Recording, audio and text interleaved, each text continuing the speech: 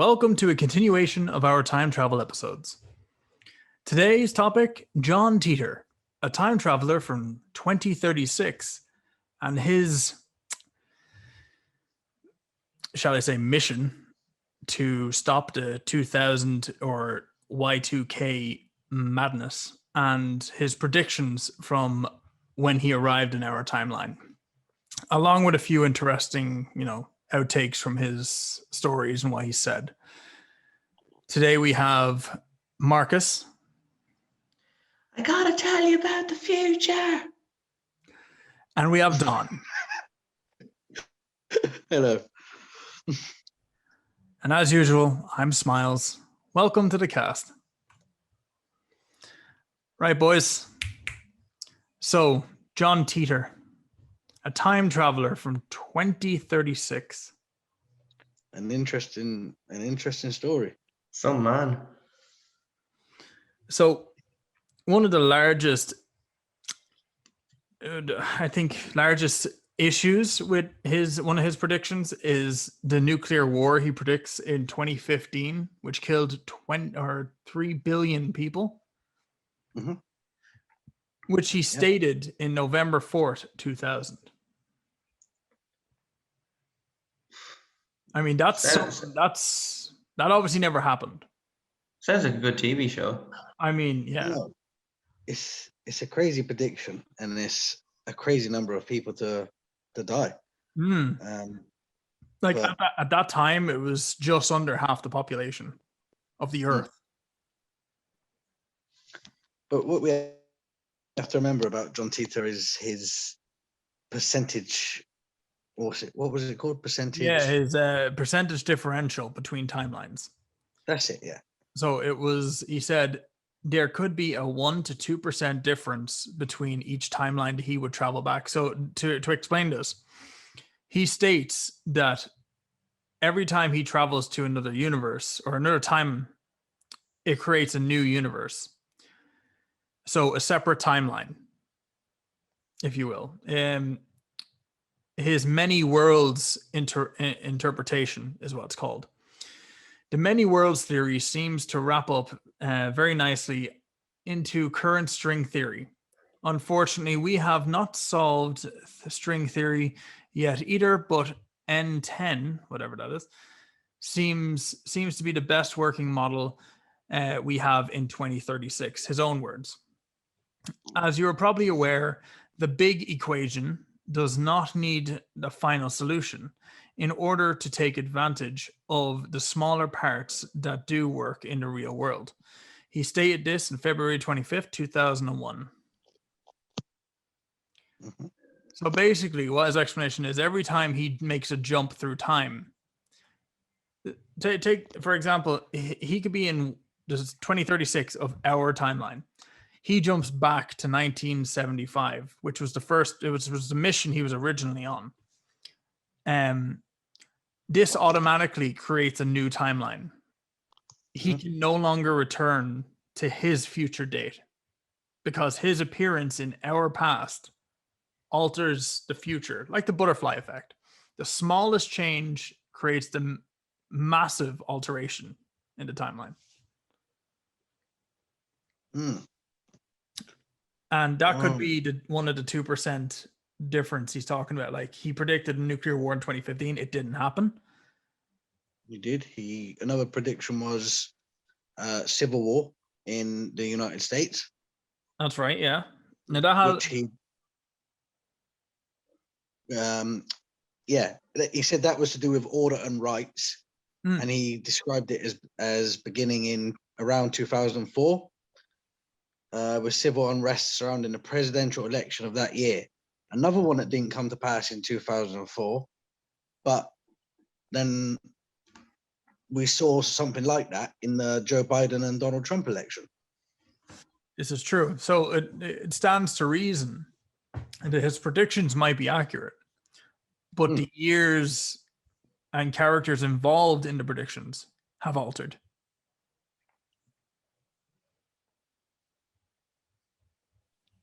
Yes. Another prediction was. Oh, sorry, we already said that. That was World War III. Oh no, we didn't. Did we? Well, think about this. Think about this, right? So he said in 2015 there was a nuclear war. There obviously wasn't. That's fair enough. But if you were to like, and obviously he was talking about the presidents and there was a civil war and all this over there. But in modern day, we have a splitting in the US between Trump supporters and Biden supporters. Like, yeah, it's what, 6 years late, 7 years late? Who's to say that wouldn't happen in 2022? Mm-hmm. Again, like his original mission, as stated in these like recordings online, was to travel back to 1975 and receive the IBM, is it? IBM 1500, was that it? 5100, yeah. Because 5100. apparently it had a hidden feature on it that they required in 2036. But upon his return to 2036, he decided to stop off in the year 2000. And apparently, since then, has been living with his actual parents, which was actually a part of the story I heard from another person there earlier on. Apparently, there is a John Titor whose name only really appeared in the registry in the year 2000, and he works at one of the colleges there as a physics professor. And people are saying, well, this could be him. This could be this guy. That's crazy. Yeah. So for all we know, he never traveled back to 2036 with this machine. He literally just brought it to here to like 2000 and left it there in his parents' house. He was born in 1996, according to historical records. Which, if he was working, find this man. Yeah, but like if he was working in the year 2000 and his birth was in 1996 and he was a professor, and like he's a much older man, he'd be in his like mid 40s by the time at the age from 96 to then, like smart kid. That's a discretion. Like that's a seriously smart guy. Like that's madness. I'd like to find this guy and have a chat with him. It would be interesting. It really would. Like imagine you walked into like college or university and you're like sitting there, and next thing your professor comes in, it's like a 4-year-old comes up, suit on all, and starts teaching. You're like, Now, what's really interesting is that some of the things in which he states. Now, all of his posts kind of ended in around 2002, 2003, and he kind of just blacklisted. He just disappeared. From the online interface. The people have done research and they found this person who works in a college, and they said the name matches up, which is fair enough, right? I mean, it could be possible. We don't know. We're not from 2036. We couldn't tell you time travel is real. We're just talking about it. But he states, care to share with me how you solved the overheating problem on your space plane? Some believe this is a reference to the Columbia disaster, which took the lives of the crew of the SS Columbia space shuttle, which disintegrated on re-entry in 2003. Now, some people are saying like, well, it's not a space plane. Why would he call it that? To be fair, the Americans haven't sent a shuttle into space since like properly. Like they've done what? They've done one manned mission with a shuttle every 3 years? Or something like that. Is it that often, is it? I think it's deliver payloads. Like just before the Columbia disaster, it literally was like shuttles were going up every like nearly 6 months. Yeah. Now you're barely getting one every 2 years. But someone made a comment there that like perhaps he would call it a space plane because by his time they're no longer utilized. He would never have like that could be true. That's a good point. You might have entirely different vocabulary for things in their time. Well, to be fair, what's the richest people on the planet working on? They're working on a one launch system from ground to orbit. And that's to commercialize space. For all we know, in 2036, that's a thing. And it is a space plane. That's what Richard Branson has just gone to space, space in a space plane. Yeah. So for all we know, that could be a thing. Yeah. Yeah, to be fair, again, his timeline is post-apocalyptic. It's after a nuclear war. There's half the fucking human race is gone. Yeah. Um, They're living like Mad Max out there. exactly. Well, I mean, a little bit less than that, but like it'd be cool. Uh But he's a very interesting character with a very interesting story and some very interesting predictions. So here's one for you, right? So CERN, the American like deep research military, doesn't let anything out unless it's completely like worked on for like 10, 15 years. Now, there is stories of them working on like weather control systems. There's them working on like laser weaponry, all this heat lasers, the fucking like a satellite down, mad stuff. He mentions them, and time travel was invented in 2034, 2 years before his travel to 1975. Offshoots of certain successful fusion reactor research allowed scientists at CERN to produce the world's first contained singularity engine. The basic design involves rotating singularities inside the magnetic field. By altering the speed and direction of the rotation, you can travel in both directions, forward and backwards in time. Okay, it sounds mad, except for the part when you Google this, right? Or Google this, DuckDuckGo this, Yeah. whatever the hell Whatever you your want to do. search engine is. Yeah, right? CERN are actually working on micro wormhole technology. And theories among scientists are that wormholes exist in abundance where you can capture it, expand it, and create a link from that moment in time to another moment in time, because the singularity is what creates time. Gravity is how we perceive time. But wormholes are what make the flow of time. Yeah. This is really interesting stuff. Like this is like serious stuff. Like it's what made it link up is when you find out that CERN is actually working on this technology. And again, the 15 to 20 year wait period between research and public knowledge, for all we know, they could have a gateway to another timeline there already. Well, I think that's entirely possible. I definitely think the government have technology probably 20 to 30 years more advanced than what we believe they have. You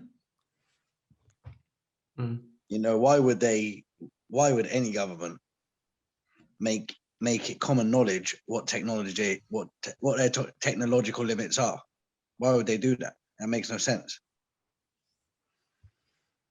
This is true. Because then any other country that they are at war with would know their technological limits.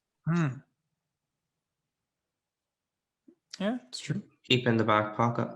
That's it.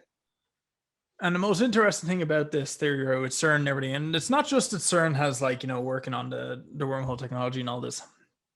Everyone be like, okay, well, that could be, you know, he could have like looked that up and found it out and then like mix it in with the story. I mean, fair enough, except for the part that the use of black holes as described by Titor clashed with the understanding and works of Hawking. Because you know how his like theories and everything on black holes and everything, he was like, he knows it all. Stephen Hawking was the man. He knew it.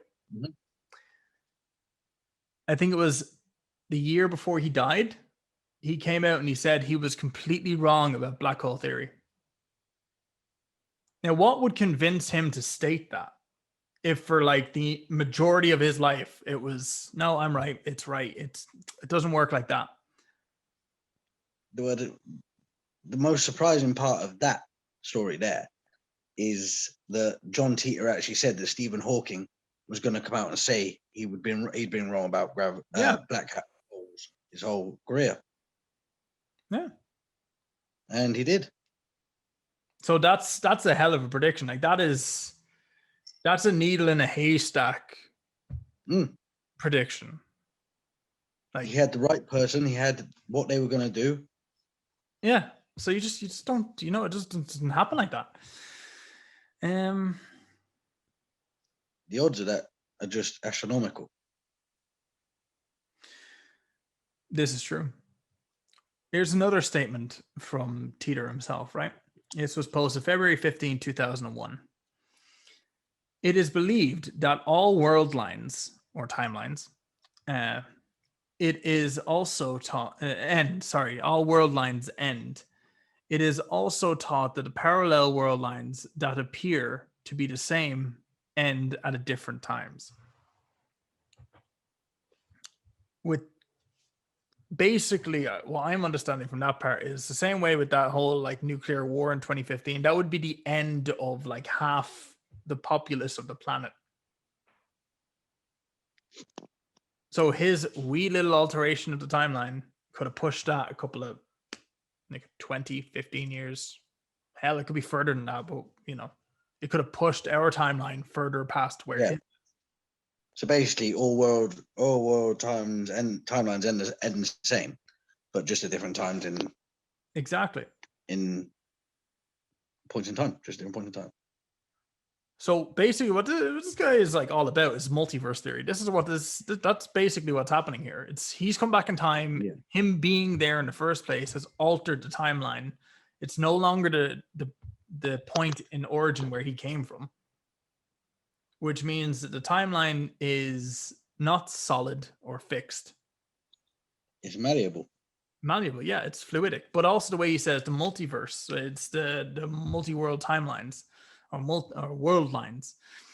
That's a multiverse theory. So it's not fluidic either. It's literally you create a new world every time you jump. So, but he also stated when he jumps, another version of him from another timeline takes his place. So that would mean that like if you jumped from this universe, this timeline to another timeline, another version of you would have jumped from another timeline into yours. Yeah. He's swapping. Basically. You're all doing the same thing at the same time. Every version of you. That's incredible. That's crazy. Hmm. It's like being in a fun house and looking into the mirrors and seeing just rows and rows and rows of yourself. Yeah. But think about this, right? Another one, right? If you travel from, say, 2036 into 1975, right? That's fine. You're in another timeline, right? Because you've obviously changed, you're there. But if you travel to the future, to that timeline's 2036, you're in that timeline's 2036. But you can only go, when you go backwards, you create a new universe. You create a new timeline. Because if you travel forward, you're moving along that parallel path, that universe's timeline. Yeah. You jump, you create a new one, and then you can only go forward in that one. You can't actually go backwards in that timeline. Yeah, because you're as soon as you go back, you're in a different timeline. That's fascinating. It's craziness. I mean, it probably gives a lot of people a headache to think about. And when you really start thinking about it deeply, it does get confusing. I've spent many an hour thinking about time travel and trying to wrap my head around it. And I always sort of fizzle out because I get to a point where I just can't go any further. Yeah, because it's beyond the kind of conceptualization that we have with current levels of technology and mindset. Yeah. But for a brief, Just like the timelines, it eventually ends. You can't go any further. yeah, precisely. Like, just imagine, like, if you discovered time travel, but you knew that if you traveled backwards from that moment, you would no longer be in that universe where you are. Would you do it? Even if it meant like saving the world or changing something in the past that would help you or help your people or help the timeline or whatever. You would never be able to return No. to that point. It's scary. It's a scary thought. You know, the changes could be minuscule. The changes could be monstrous. Yeah. I suppose you don't really know how bad it is until you've done it. So I suppose it depends on what kind of event we're talking about. If it was to save the world, then yeah. Right, well, What are you gonna do? let's put it right. Yeah. In his timeline, his 2036, Y2K happened. All the computers shut down on Earth. All the electronics became unusable. Chaos everywhere. People panicked. Yeah. Obviously, martial law came in. People were put under house arrest, so on and so forth. And then in 2015, nuclear war happened between the different countries, and that, and half the population were killed. He comes back.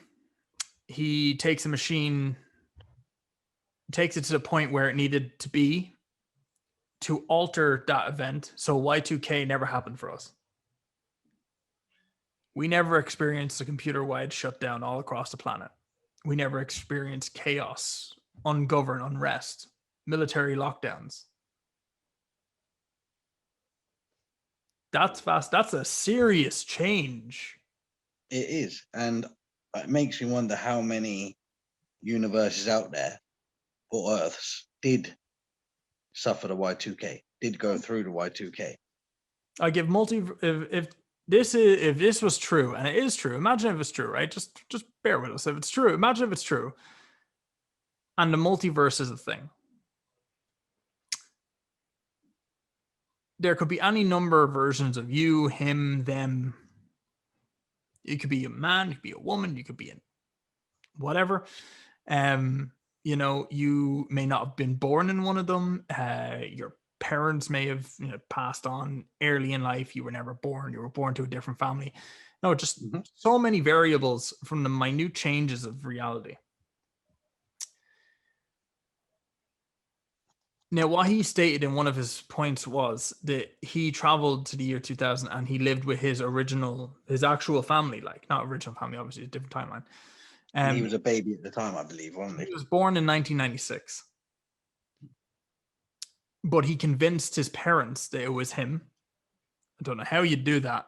I don't know how. I'm gonna say. It'd be like, you know that little cute birthmark I got on my leg? Well, it's still here. Look, come here. Yeah, like. See that little baby? That's me. Mark, if you went back in time, how would you convince your parents you were you? If you're still like, you're literally 96. You're 4 years old. You're in a pram. Jeez. How would you convince your parents it's you? Like, this is the hardest part to wrap my head around. God. Like, think about it. You're arriving up. You're 46, 47 years old. Like, you have kind of like long hair. You're wearing a suit. You have a beard, maybe. You're just like. No, that's not me. That's not me. Yeah. Okay. Well, like, I've changed. They definitely would believe me. That. Whatever you would wear now, right? Okay. Yeah. Like, how would your parents react? They certainly wouldn't be like, well, like, you're definitely not like Mark. You're not Marcus. You're not fucking, Yeah, like if you were to do it, how would you convince your parents? You're the best athlete. You know your parents. How would you convince them? Like, I wonder, would you bring back stories like that told you stories through your life? Right. Well, just remind them. Remember, you're 4 years old. They haven't told you the stories that you would remember after that age. But they remember the stories from their lives. Yeah, they would remember the stories that they would have told me, and I'd be like, "Well, you remember you told me this years on," and they'd be like, "Wait, what?" Right. Well, that's fair enough. Right. So, say you came with that and they believed you. Happy days. How awkward, that was easy. How awkward would it be? You're living in your house with your parents, being almost the same age as them. Older than them. If I was 46, a lot older than them. Yeah. Oh yeah. Sorry, yeah. It's like it's younger. But you were living with your younger self. That'd be so cool. Be.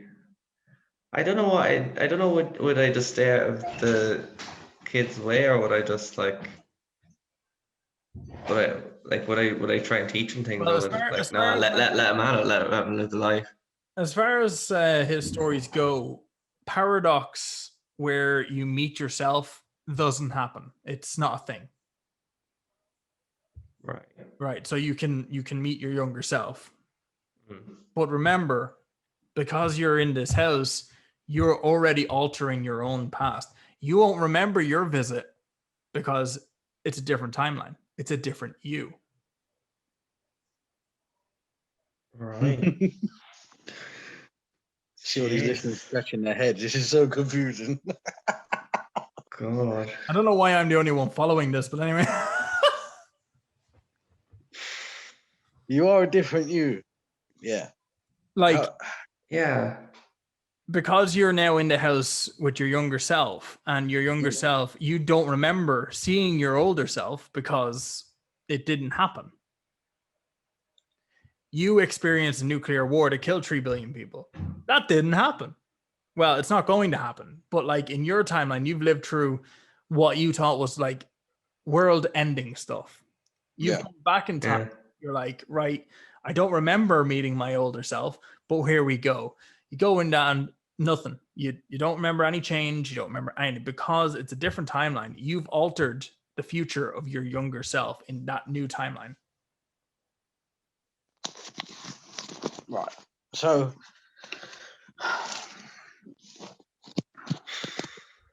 let me ask you, would you try and talk to your younger self and teach him things? I don't know. You see, that's the thing. If one day would you, that definitely, obviously, if you taught him things, it all ultimately, like, you know, if I taught him how to do something when he was younger, you know, let's say like grew up, I got a lot of young kids want to grow up playing, be a soccer star, you know. So I started teaching him skills that I knew when I was like 15, 16, when he was only like very young, like 7 or 8. He could be doing that on a pitch. Like young lads that age doing that on a pitch, you know, get scouted and it could completely change their life. But then I'm like, would you want that for yourself? You know, maybe it'd all go crashing down. Like, you know, it'll always have a high and a low. So you don't know if you want to alternate your younger guy's life in Right. case it could have a bigger crash down. Like Exactly. you could have a better life for a certain stage and then have a horrible crash. It's like Yeah. it might not always be for the good. You might think it's for the good. See, I don't think. I think I just let him at it, just in case. You'd stay out of child's way. You wouldn't. I probably would. Yeah, Yeah. just in case. Yeah. You It's a wouldn't. bit like that protocol on Star Trek, isn't it? Where they don't interfere with primitive life. Yeah. The prime directive. Yeah. That's it, the Prime Directive. Because like there's a temporal prime directive in Star Trek, which is the one where they travel through time. They're not allowed to interfere with the past to alter the future. Because if they do, well, their ship might not exist and then they fucking die in space. But you know, like, but that's taken into like, well, if this happened, their ship wouldn't exist and you know they wouldn't exist. But obviously, in this timeline, something that you change in the past doesn't alter the future because you're already in another timeline. You're altering that timeline. Yeah. So on a grander scale of things, you're fucking with the universe. Here's one for you, right? This is from Titor, right?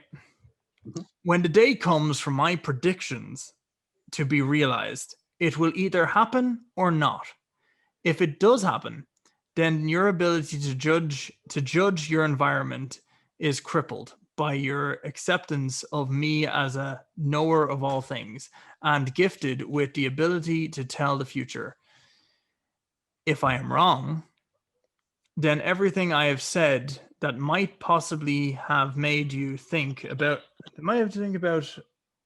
your world in a different way is suddenly discredited. I do not want either. Right? So he doesn't want it to be true. He doesn't want it to be false, right? But like obviously, if like the fucking nuclear war thing happened, you want that to be false.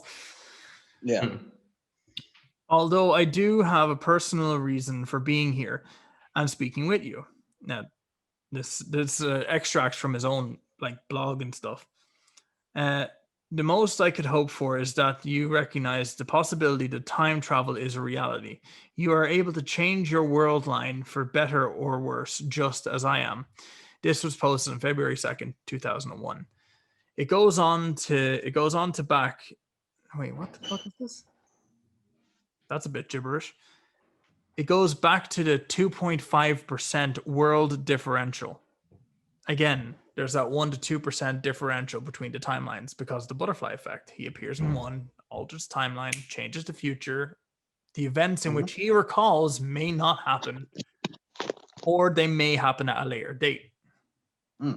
But they will happen. Now, to be fair, he comes from a timeline where coronavirus didn't happen. But to be fair, there was Did no coronavirus not happen? work on it. Or was coronavirus just not that bad? Yeah, Looking back on it for him. yeah, I mean, it's possible. Like, as some people said, some people can be immune. But we're not getting into that. No.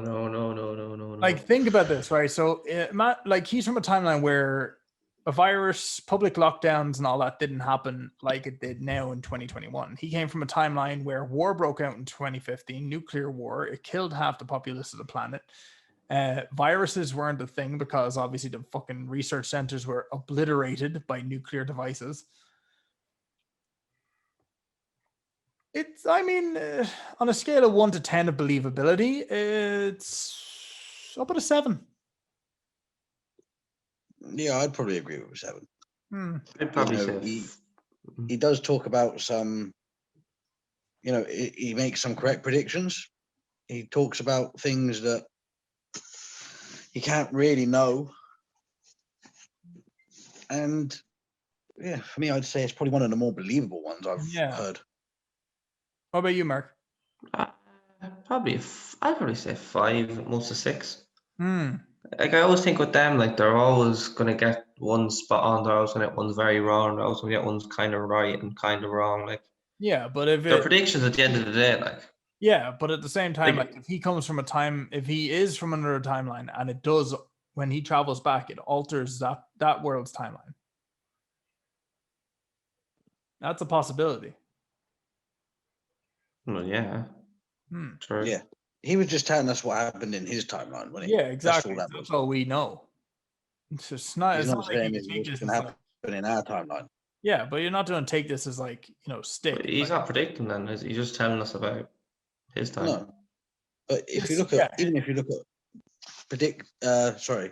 not predictors, people that do predict the future or have done, like Nostradamus and Baba Vanga, even they haven't got all their predictions spot on. They've got many that are right. That's true. They haven't got them all right. The majority of that Baba woman, though, she has hundreds of predictions, and the majority of them have come true. Yeah, like 90%. That's it. You can't be right all the time. That's true. Actually, an interesting topic is the Mandela effect. Oh, that's definitely one we'd have to cover. I like that. 100 likes. That's it. Yeah. 100 likes. Going fishing, lads. Going fishing. But like for like a really short kind of enclosed version of it, the Mandela effect is basically where millions of people, and the government put this down to mass hallucinations, but millions of people recall different events or different names or different things from the past, right? For instance, I'm one for this as well, right? I recall seeing a recording of Mandela's funeral back in the early 2000s, where he was like marched up the street and there was hundreds of thousands of people around him. I recall that, and millions of people around the world will recall that. They all do. They're like, I thought you. No, he did. He died. He was carried up by the people of his town and all this. Yeah, I thought he died then. Well. Turns out he survived. He went to prison. He got out of prison, and then he went on to continue fighting for like the governing parties and all that and such, and like what he believed in, And then he passed away, but fairly recently. Yeah, that's my interpretation. Like it's just a complete like. Yeah, 2013 was when he officially passed away in the Google search. Like just shows you it's true. Yeah, Used to literally seen him die, and I didn't. I don't recall any of it. Yeah, well, we're not going to get into that. It's going to be another topic. But Anyway, for example, the Mandela effect, and this is what it's called from now on because of that scenario where millions of people recall him dying and millions of people like obviously recall him dying in 2013 instead of earlier. The Mandela effect is where you recall something and a certain amount of people will recall it as well.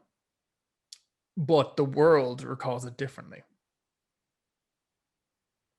Like the Wombles on the TV show, which were called the Wimbles. I recall them being the Wombles, so I was like, okay. Yeah, I recall them being the Wombles. Yeah. I don't know what these are. Or what was that? There was another one, the Bear program.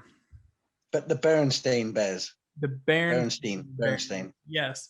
And apparently they were never called the Bernsteins.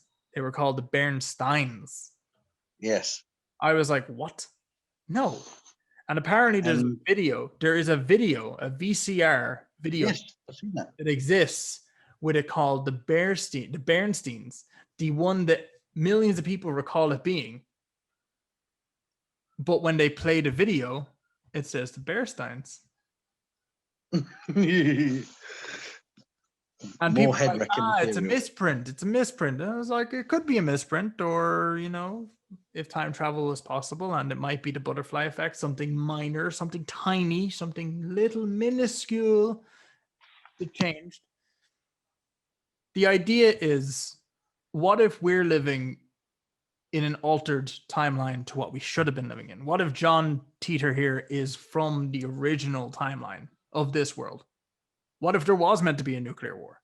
And because of what he done, it changed. It never happened. Because in 2013 to 2015, Russia and America were like borderline ready to hit the nuke buttons. Yeah. And there was like that issue over the Gulf with Russian nuclear arsenal. Is it the Russian nuclear arsenal or was it Chinese? I think it was Chinese. I think it was Chinese. Yeah. And there was a big issue between that. And like the world was on the tipping point of nuclear detonation. Like they were just let's not forget the US and North Korea. Yeah. So like for all we know, something happened and that was averted. It's an amazing idea to think about. That's all we have today. So that's good luck. We did it, Marty. We did it. Good night and goodbye and farewell. We'll see you in the next episode.